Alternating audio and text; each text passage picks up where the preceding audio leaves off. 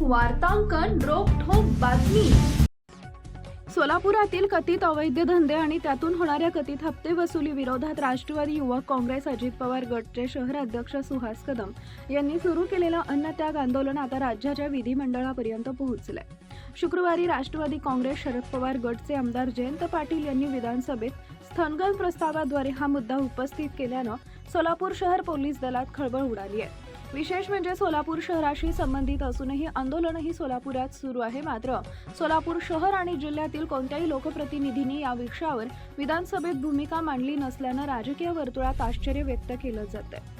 सुहास कदम यांनी मुख्यमंत्री तसेच संबंधित प्रशासनाकडे दिलेल्या निवेदनात शहरातील काही पोलीस कर्मचारी अवैध धंद्यांना संरक्षण देत असून त्यातून कथित हप्ते वसुली केली जात असल्याचा आरोप केलाय। अशा कर्मचाऱ्यांची सखोल चौकशी करून त्यांच्यावर कठोर कारवाई करावी अशी मागणी त्यांनी केली आहे। संबंधितांवर कारवाई होईपर्यंत अन्नत्याग आंदोलन सुरूच ठेवण्याचा निर्धारही त्यांनी व्यक्त केलाय।